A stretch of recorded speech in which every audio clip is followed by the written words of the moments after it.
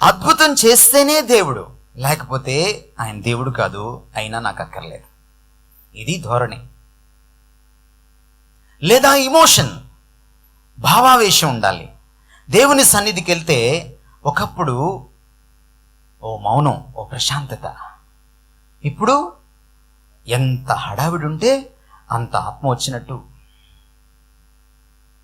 ఎంత గందరగోళం అయితే అంత ఆత్మను పొందుకున్నట్టు, ఎంత డ్రమ్ము బీటు ఎక్కువైతే అంత ఆత్మలో పురికొల్పు పొందినట్టు.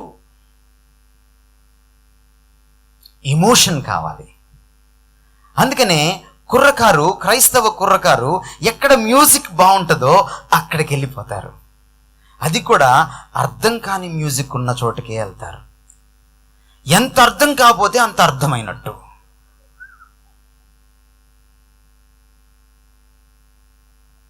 పౌలు చెప్తున్న మాట ఏంటంటే, ఆనందించుడి, మరలా చెప్పుదును ఆనందించుడి, ప్రభువునందు ఆనందించుడి.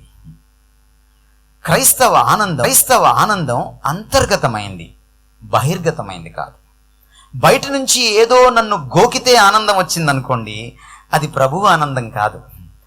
హృదయంలో ఉన్న ప్రభువు నుంచి వచ్చే ఆనందం లోపల నుంచి బయటకు వస్తుంది, బయట నుంచి లోపలికి వెళ్ళదు. మ్యూజిక్ మీద ఆధారపడో, ఇంకా దేని మీద ఆధారపడో, అరుపులు కేకల మీద ఆధారపడో నువ్వు ఆనందాన్ని, ఇమోషన్ని ఎంజాయ్ చేయాలనుకుంటే దేవుని సన్నిధిలో, నువ్వు బయటికి రాగానే అది పోతుంది. గాలి తీసేసిన టైర్ లాగా.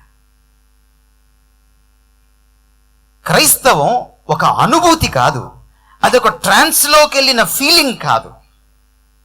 క్రైస్తవం అద్భుతాల పుట్ట కాదు. గమనించండి, యేసుక్రీస్తు మనందరికంటే అద్భుతమైన అద్భుతాలు చేశాడు, మన బోధకుల కంటే అద్భుతాలు చేశాడు. కానీ ఎప్పుడు బోర్డు పెట్టలా, ఇక్కడ అద్భుతాలు చేయబడను అని. మనం బోర్డు పెట్టి జనాలను ఆకర్షిస్తున్నాం, డబ్బులు చేసుకుంటున్నాం.